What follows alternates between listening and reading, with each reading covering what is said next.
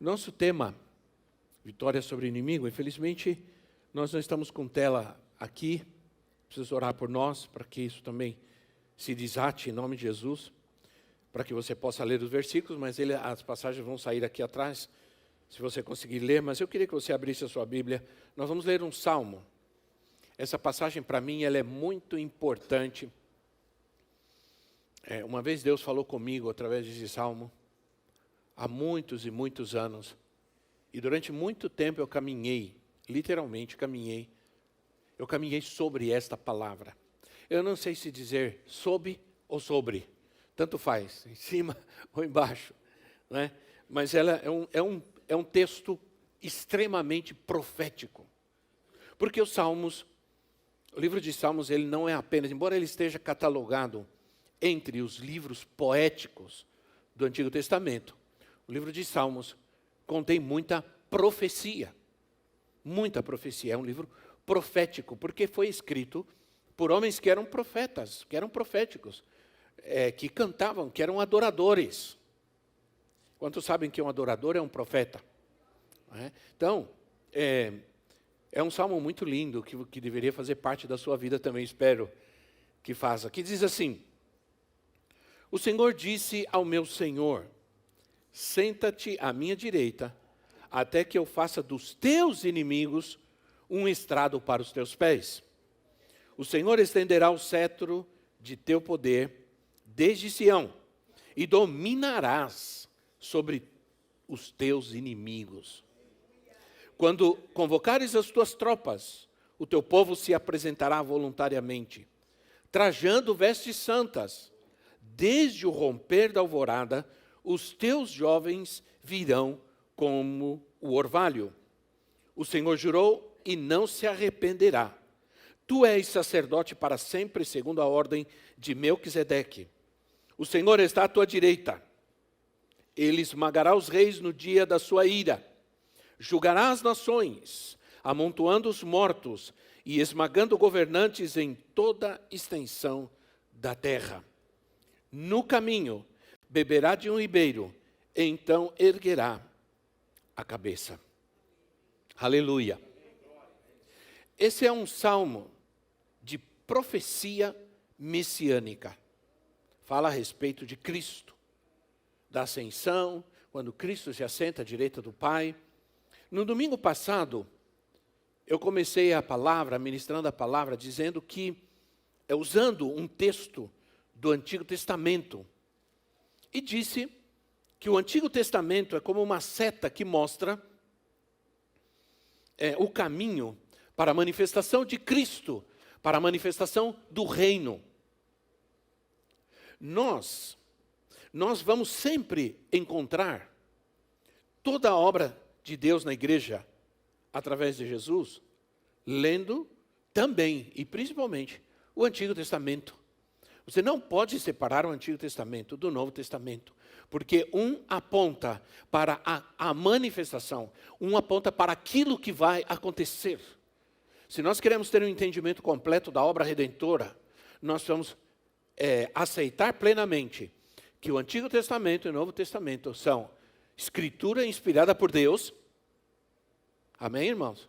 Escritura inspirada por Deus e que devem ser vivida por nós também, igreja, não só Israel. Não só Israel. O rei Davi ouviu um diálogo, presta atenção. Ele ouviu um diálogo, ou ele ouviu ou ele anteviu um diálogo que acontece. Foi uma revelação do que estava acontecendo no céu. Lembra dessa ideia que nós temos trabalhado com ela, que estava acontecendo. Ele estava vendo algo que ia acontecer, mas que no céu já está acontecendo. Ele viu. Ele ouviu o Senhor Yahvé, dizer ao Senhor Adonai. Ele viu o Pai dizer ao Filho, porque ambos são senhores. Amém, irmãos? Nosso Senhor Deus, Senhor Jesus. Ele viu Yahvé dizendo Adonai. É interessante que essa palavra Adonai, ela também se refere, é uma palavra misturada, é uma palavra que tem uma mistura. que ela também se refere a um senhor humano, a uma autoridade humana, um senhor humano.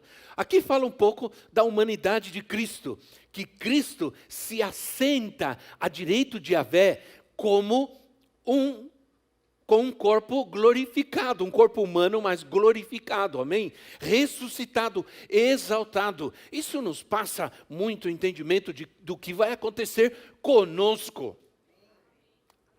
Porque, você já pensou, você vai virar pó, irmão, mas o Senhor vai te trazer de volta. Você vai ressuscitar. Quantos sabem que vão ressuscitar no último dia? Agora, você não vai ressuscitar outra pessoa. Alguns de nós gostaríamos de ressuscitar como Brad Pitt, mas isso não vai acontecer. Isso não vai acontecer. Você vai ressuscitar igual você é. Agora, como isso pode acontecer se eu virei pó, desapareci? Você desapareceu da terra, mas não desapareceu da mente de Deus. Da mente criadora de Deus. Cada ser humano que nasceu nessa terra está na mente onipotente do Todo-Poderoso. E quando você for ressuscitar, Ele vai te trazer de volta. Não é difícil entender isso quando você entende a Deus. O rei Davi, então essa palavra nos mostra que o Senhor está assentado à direita do Pai. E direita é um lugar de autoridade e poder. Esquerda é um lugar de vergonha. Direita é um lugar de poder e autoridade e governo.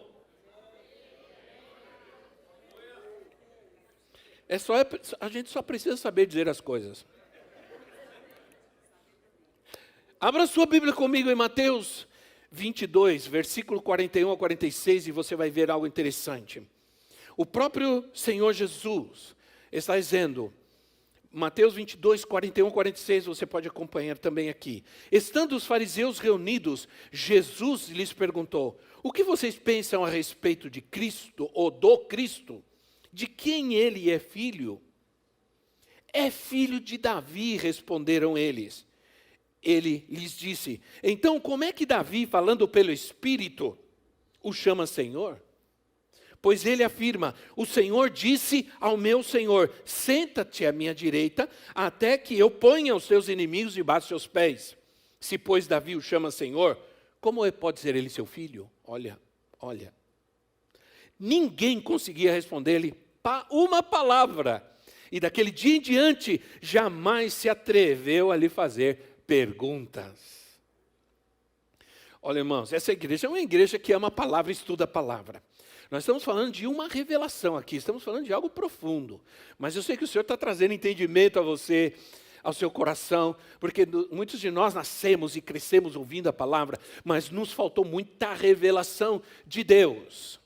E o Senhor está dizendo, Jesus, porque olha o entendimento humano que aqueles homens tinham. Eles enxergavam Jesus como filho de Davi, eles não enxergavam Jesus como filho de Deus. E Jesus diz, bom, se eu sou filho de Davi, como Davi, que me viu sentando à direita do Pai, me chama de Senhor. Então eu estou aqui trazendo uma argumentação para você, afirmando aqui que o nosso Senhor Jesus, Ele é poderoso, Ele está sentado à direita do Pai, Ele reina, Ele é absoluto sim sobre todas as coisas. Davi, na sua época, pelo Espírito, não foi pelo Espírito, ele pôde dizer, ele pôde ter essa revelação e chamar Jesus de Senhor. Amém, irmãos? Diga, Jesus Cristo é meu Senhor. Isso é poderoso, porque você não apenas traz algo para você, mas você manifesta aquilo que Ele é, diante dos teus inimigos. Os teus inimigos tremem. Agora, eu pedi para manterem os versículos, porque eu vou ler várias passagens bíblicas hoje. Você vai ter que paciência, acompanhar na leitura, prestar bastante atenção, não se distraia, isso. E Atos capítulo 2, versículo 34 e 35 diz assim, pois Davi, Atos 2, 34 e 35, pois Davi não subiu ao céu Mas ele declarou, o Senhor disse ao meu Senhor, senta-te à minha direita, até que eu ponha os teus inimigos como estrado dos teus pés. Outra vez. Agora é Pedro quem está dizendo. Olha só como as escrituras olha como as escrituras são poderosas. A gente vai caminhando as escrituras e elas vão nos levando a um só lugar. Elas vão nos levando ao senhorio de Cristo, à majestade de Cristo. E Pedro diz assim, Davi não subiu ao céu, mas ele viu. Ele viu no seu tempo, ele viu. E ele mesmo declarou, o meu Senhor sentou-se à direita, lugar de autoridade. E 1 de Coríntios, capítulo 15, 25, o apóstolo Paulo, 1 de Coríntios 15, 25, o apóstolo Paulo diz assim, pois é necessário que ele reine, até que todos os seus inimigos sejam postos debaixo dos seus pés. Então, o que vai acontecer? O Senhor se levanta, se senta à direita do Pai, e os seus inimigos serão colocados debaixo do estrado dos seus pés. Isso nós estamos vendo agora, estamos vendo que isso vai acontecer. Em Efésios, capítulo 1, versículo 20, por exemplo, disse que o Deus do nosso Senhor Jesus Cristo, isso é, o Pai, com grande poder o ressuscitou. E o ressuscitou dos mortos. E o fez assentar-se à sua direita nas regiões celestiais. O autor de Hebreus diz a mesma coisa a respeito de Cristo. Se você lê o livro de Hebreus, a carta aos Hebreus, o autor de Hebreus, ele escreve, capítulo 1, Jesus é melhor do que os anjos. Capítulo 2, Jesus é melhor que o sacerdócio, ou que os sacerdotes. Capítulo 3, e ele vai, capítulo 4, 5, Jesus é melhor que isso, Jesus é melhor que aquilo, Jesus é melhor que o tabernáculo, Jesus é maior que isso, entende?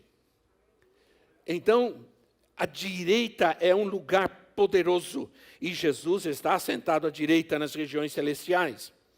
Tendo colocado Jesus em seu devido lugar, a pergunta é, quem vai colocar os inimigos do Senhor como estrado dos seus pés? A igreja. Você e eu. Porque diz, tendo uma vez ele subido aos céus e assentado à direita do Pai, agora ele espera. Enquanto ele espera, ele reina. Agora ele espera que os seus inimigos sejam colocados como estrado dos seus pés. Quem vai fazer isso? Força, irmão. Mais força, irmão. Isso, põe Nescau aí, irmão. Põe, né? Então, a igreja, é isso que Salmo 110 está dizendo. É isso que o Senhor declarou, é isso que ele disse, versículo 3. O Senhor estenderá o cetro de seu poder desde Sião e dominarás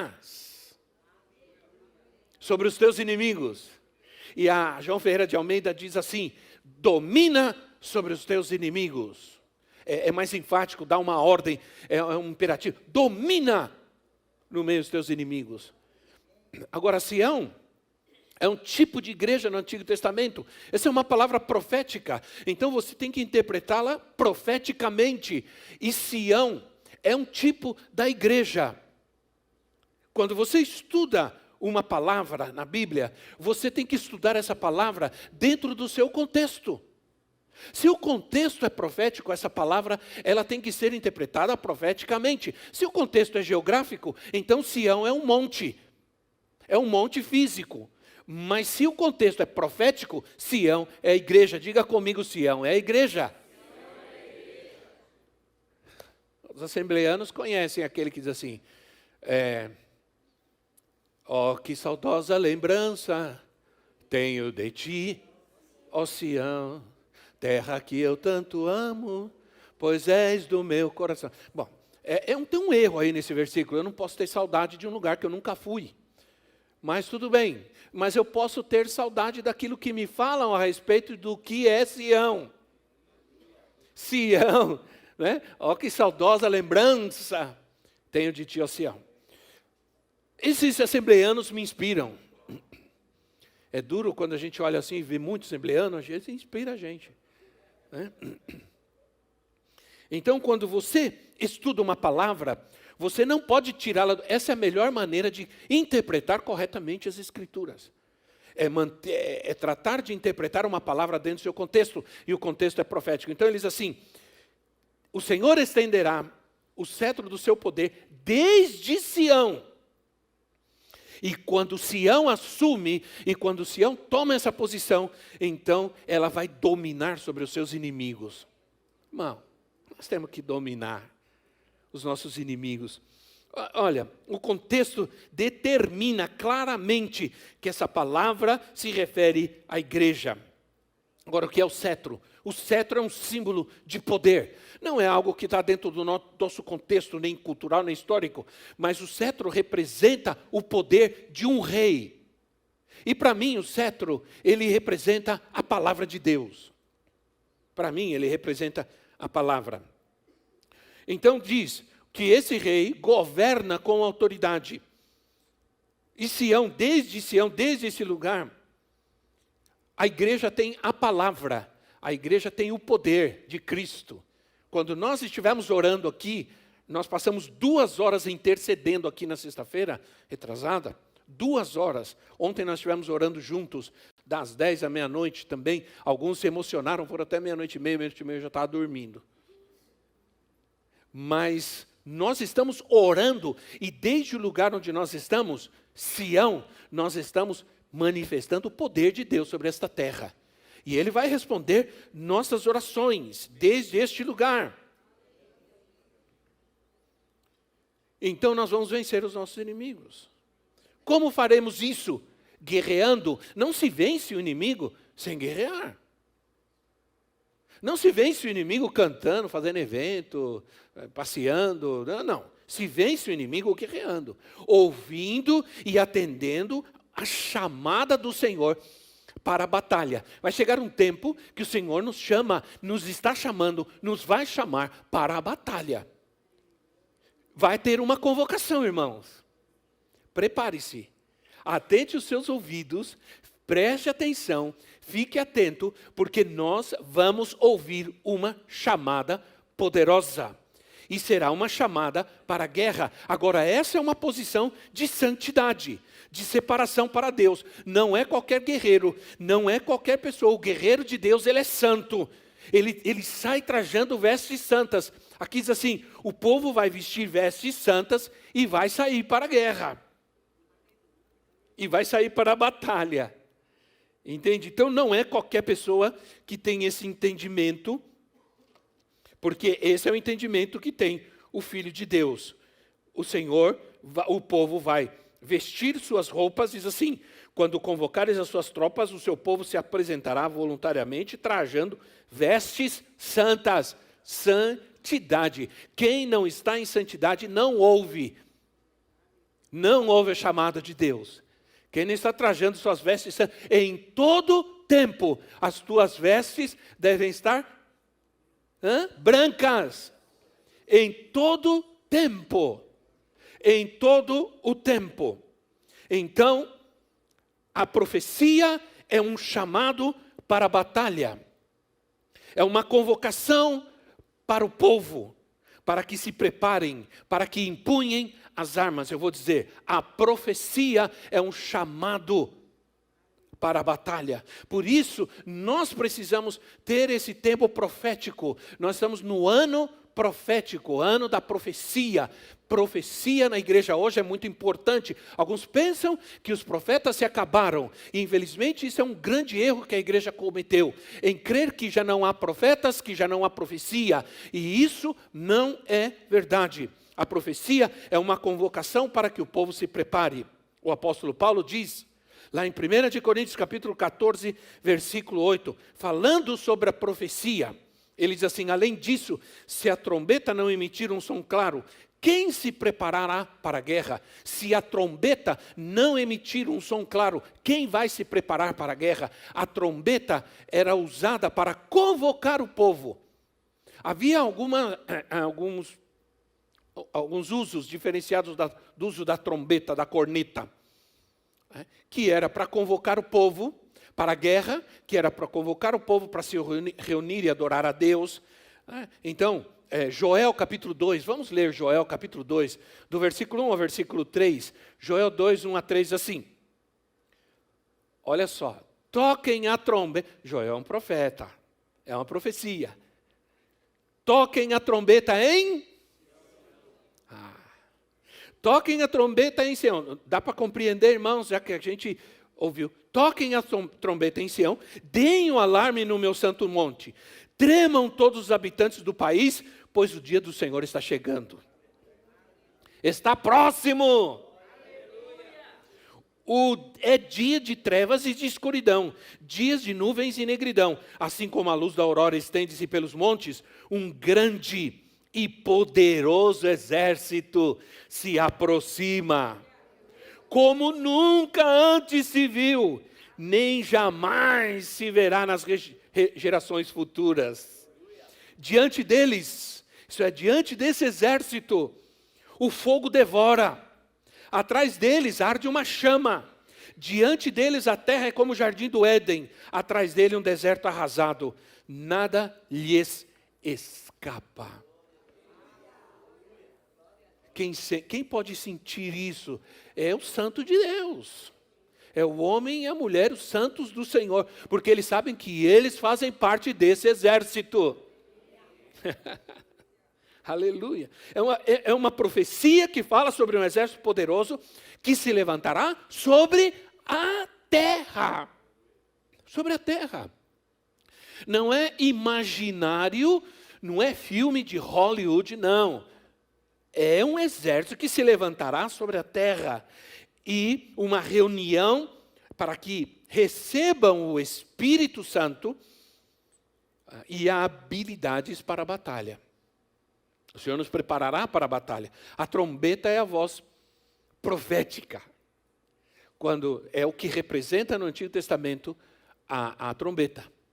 A palavra sendo anunciada, o chamado, convocação do povo para a guerra. Quando vem a profetisa, ou melhor, tomara que ela venha, né? Mas quando vem a profecia, né? Quando vem a profecia, não é para dizer com quem você vai se casar. Jesus amado, misericórdia. Né? Não é para ficar dizendo que Deus tem um plano para a sua vida. Lógico que tem desde que antes de você nascer, a Bíblia já diz isso. Não é para ficar dizendo que... Bom, irmão, vocês já sabem, vocês já conhecem toda a história. Né? A profecia, ela é uma convocação para a santidade. Ela é uma convocação para uma reunião de batalha, de guerra, para vencer os inimigos. A voz profética, a trombeta, quando era soada no meio do povo, ela tinha também o objetivo de convocar o povo para se levantar e começar a se mover. Tocava a trombeta, levantem-se! É hora de partir, é hora de caminhar, é hora de sair da estagnação, é hora de sair do desânimo, é hora de sair dessa monotonia, dessa apatia, que nada acontece. Eu não sou alguém que gosta de coisas que não acontecem, que não mudam. Eu gosto de coisas que mudam. Então... Números 10, 5 e 6 diz assim, Números capítulo 10, versículos 5 e 6. Quantos estão felizes com a palavra de Deus? Digo amém. Quando a corneta der o toque de alerta, as tribos acampadas a leste deverão partir. Ao som do segundo toque, os acampamentos do lado sul partirão.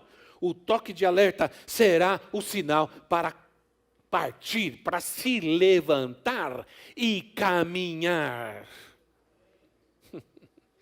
Porque o tabernáculo era uma tenda que caminhava. O tabernáculo não era estático. A igreja é um povo que caminha. A igreja não está estática. Nós vamos embora e a igreja não fica aqui. Nós saímos e a igreja está caminhando. Oh, glória! A igreja está onde nós estamos. Então, quando vem a palavra, quando soa a voz profética, é hora de sair do desânimo, da estagnação, sair do comodismo. E aqui diz que há uma chamada, que quem vai responder aqui serão os jovens. Diz assim, e os teus jovens virão como orvalho, eles serão os primeiros. Eu estou dando uma palavra de Deus aos jovens aqui. É palavra de Deus, porque está aqui, eu não estou inventando história. Os jovens virão como orvalho, isso quer dizer o quê? Eles virão primeiro. Então prepare-se, juventude, porque Deus vai fazer algo e vai começar hoje aqui na sua vida. Porque sua vida está estancada. Sua vida está estancada em ideologias, ideias que foram colocadas na sua mente, que são puramente humanas. E Deus vai limpar isso da sua vida. Senão você não vai poder viver plenamente o Evangelho de Cristo. Quantos estão de acordo com isso? O povo ouvia as trombetas e eles sabiam que era o momento de se levantar. Eles já estavam esperando, estavam preparados quando soava a trombeta, a voz profética. Levantem-se, vamos seguir adiante, porque a promessa está lá. A palavra que nos deu o Senhor está lá e nós estamos caminhando. Caminhando eu vou? Está vendo como vocês sabem? Caminhando é caminhando. Eu vou, não é caminhando, caminhão do voo, né? Caminhando eu vou para Canaã. Nunca um povo estancado, nunca um povo amarrado caminha em direção à promessa de Deus. Então, se o teu chamado, o nosso chamado está estancado, é porque não estamos dando ouvidos, é porque não estamos atendendo o toque da trombeta. Devemos assumir nosso lugar e nossa posição. Qual é a minha posição? Quando estava estudando esse texto, me lembrei, e às vezes as coisas vêm na minha mente, eu nem acredito, são coisas, de décadas. Não são centenárias, tomara que fossem, né, centenárias, mas não. É do século passado, isso eu posso garantir. Então veio à minha mente uma ilustração. Uma vez, um homem encontrou não sei como que a gente chama, um filhotinho de águia. Em espanhol se diz aguilucho. Eu não sei como se diria em português. Um filhotinho de águia. Já sem peninha ainda, todo peladinho, achou. Aí esse homem era um granjeiro, ele levou esse filhotinho de águia e colocou no meio das galinhas. E esse filhotinho de águia começou a crescer. Começou a sair asa, começou a crescer. Só que a águia, ela não sei quantas vezes maior, mais poderosa do que a galinha.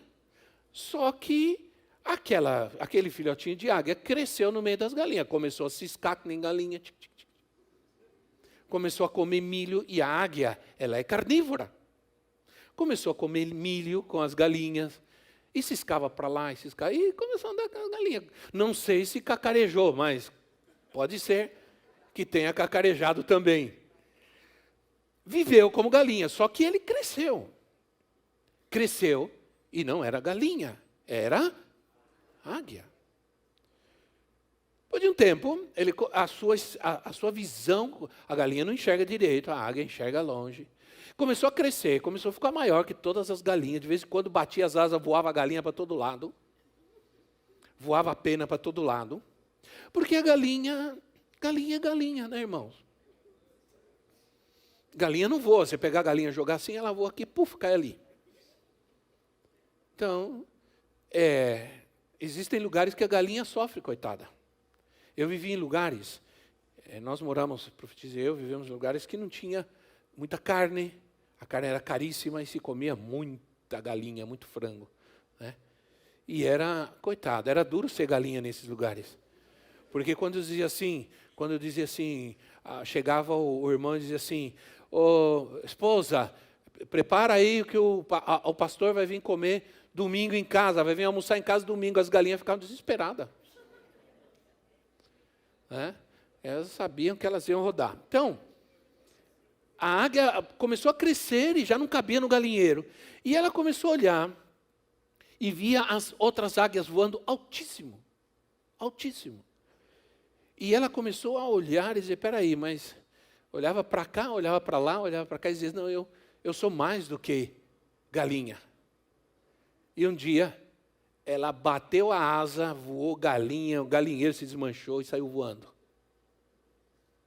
E aí ela entendeu que ela não era galinha, que ela era águia. Como nós estamos vivendo, irmãos?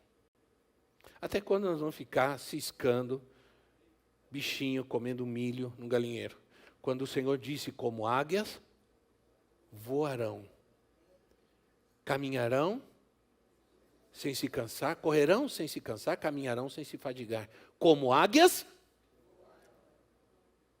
voarão. A quem o Senhor está se referindo? E nós estamos vivendo como?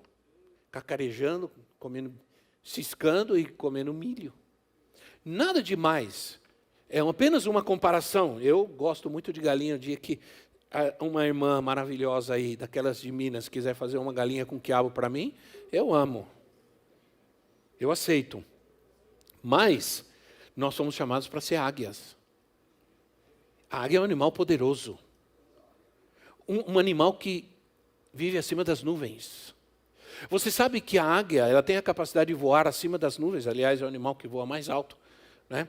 A ave que voa mais alto, melhor dizendo. Acima das nuvens, por quê? Porque acima das nuvens não há turbulência. Quando você pega um avião, você sabe que quando o avião ultrapassa as nuvens, ele vai balançar, porque no meio... Quando a gente olha as nuvens aqui, eu olho as nuvens, dá tanta paz, sim ou não? Mas a turbulência está no meio das nuvens. Sempre há turbulência. Sempre há que passar por turbulência em nossa vida. Sempre vamos passar, mas nós vamos fazer o quê? Vamos viver no meio das turbulências o resto da nossa vida, ou vamos subir como as águias? Para alcançar os lugares de descanso do Senhor para nós. Oh, aleluia! Vamos assumir o lugar da nossa posição em Cristo. Nosso intercessor. Diz assim, o Senhor jurou e não se arrependerá. Tu és sacerdote para sempre, segundo a ordem de Melquisedeque. No Antigo Testamento, o sacerdote, ele se colocava diante de Deus e oferecia sacrifícios pelos pecados do povo. Ele intercedia pelo povo. Israel tinha sacerdotes, nós não tínhamos sacerdotes, mas ele nos deu um sacerdote, o sumo sacerdote, o sacerdote dos sacerdotes. Ele nos deu o Senhor, o sacerdote eterno, da linhagem do sacerdócio eterno. 1 de Timóteo 2,5 diz assim, 1 de Timóteo 2,5, vamos na Bíblia, vamos na palavra, diz assim, pois há um só Deus e um só mediador entre Deus e os homens, o homem Cristo Jesus. Ele veio para ser sacerdote. E Romanos 8,34, Bíblia, a palavra diz assim, quem os condenará? Foi Cristo quem morreu e mais, que ressuscitou e está à direita de Deus. E diga comigo, e intercede por, outra vez, e intercede por nós. Junto, vamos fazer junto, esse coro está meio... 1, 2, 3, e intercede por nós. Diga, irmão, que está ao seu lado, intercede por você. Aleluia. Imagina ter o Senhor Jesus intercedendo por nós. Isso não acontece de agora. Ele já era o sacerdote. Quando Jesus manda os seus discípulos atravessarem o mar, ele sobe ao monte e do monte ele vê os seus discípulos passando apuros com as ondas, com o vento. Mas diz a Bíblia que quando os discípulos passavam por aquele momento, ele estava no monte intercedendo por eles. Jesus intercedia por eles. Ele intercede por nós, mas vai vir um momento que ele chegará até o nosso lugar de aflição, até o nosso lugar de luta, de dificuldade, e trará a vitória, a bênção, a libertação e a cura. Aleluia.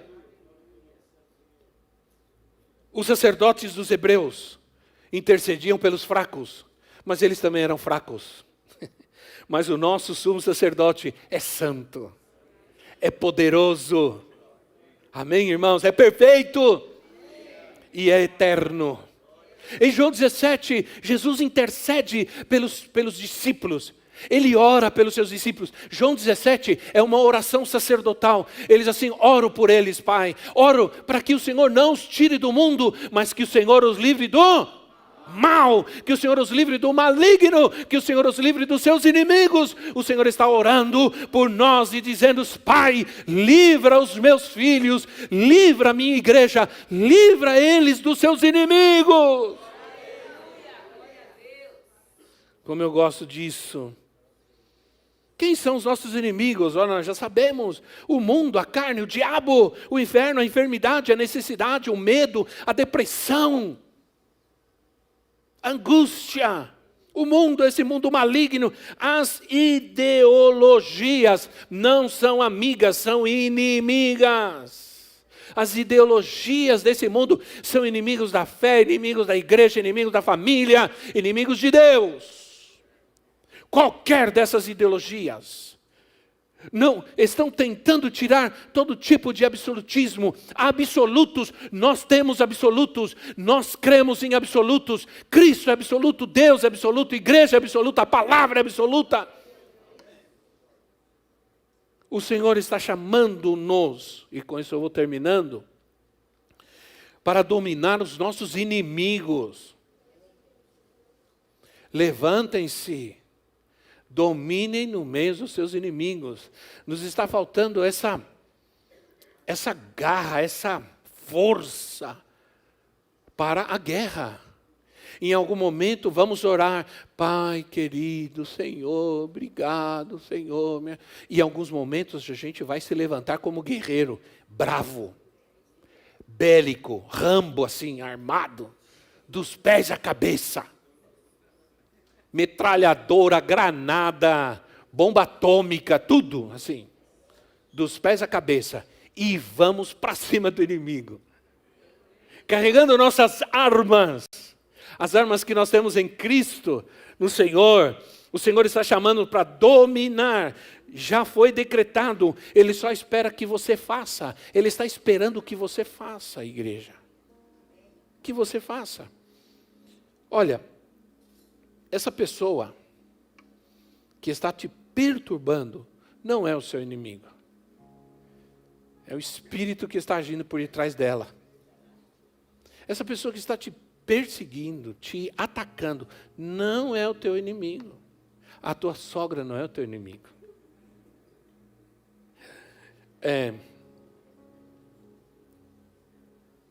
Essa situação emperrada na tua vida, essa situação amarrada na tua vida, não é o teu inimigo.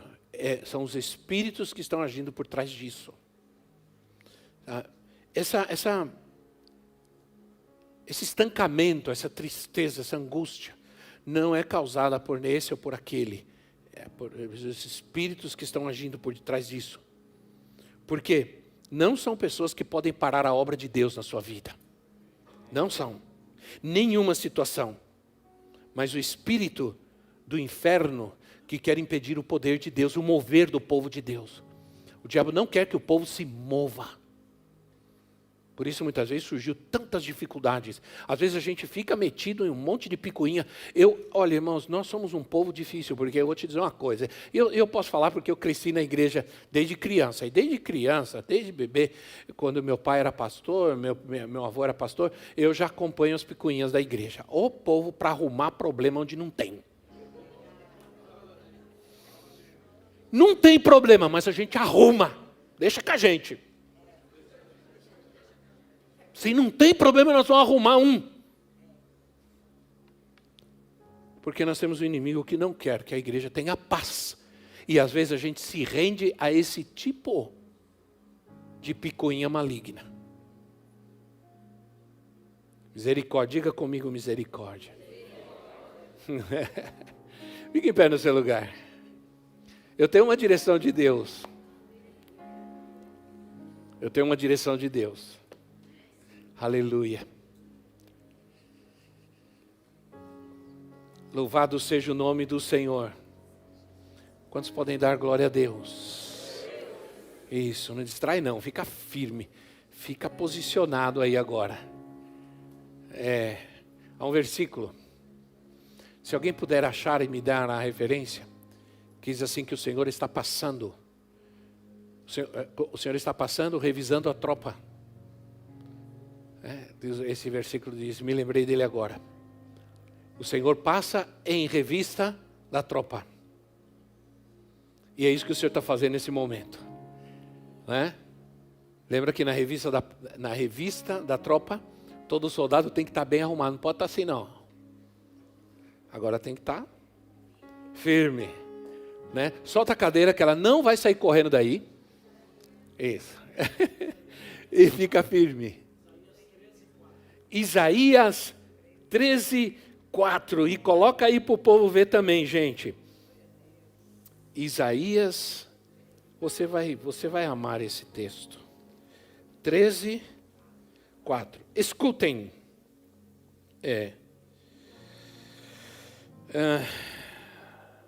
Há um barulho nos montes, como de uma grande multidão. Escutem, é uma gritaria entre reinos, como as nações, formando uma imensa multidão. O Senhor dos Exércitos está reunindo um exército para a guerra. Não é esse versículo ainda, ele está dizendo, está passando em revista o seu exército. Mas aqui também diz que o Senhor está preparando, o Senhor está, pode ser que seja uma outra versão, a João Ferreira de Almeida. Mas o Senhor está passando em revista o seu exército. Né? Está reunindo o seu exército para a guerra. Eu quero orar, lá está, que é a João Ferreira de Almeida. O Senhor dos Exércitos passa em revista o exército para a guerra. Você já viu quando um general passa em revista um exército? Se tiver uma golinha aqui, meia dobradinha, ele vai lá. Eu gosto muito do exército por causa da autoridade e tudo isso. Mas se tiver uma golinha arrumada, já é problema. Isso fala de postura, de santidade. O Senhor passa em revista o exército. O Senhor está aqui, irmãos. Passando em revista o seu exército. Mas eu tenho uma direção de Deus para orar. O Senhor me deu a direção hoje de orarmos pelos jovens. Porque o que Deus vai fazer vai começar pela juventude. Assim, os jovens virão como orvalho, os jovens virão primeiro. Paulo escreve aos jovens e diz, jovens, vocês são fortes. Agora, jovem, não é... Antigamente, casava, deixava... Eu não sei o que aconteceu, né? Casou, deixou de ser jovem. Quando foi que você deixou de ser jovem que você casou? Não. Jovens, você casou, mas você é jovem ainda. E Deus está te chamando hoje. E eu quero orar pelos nossos jovens.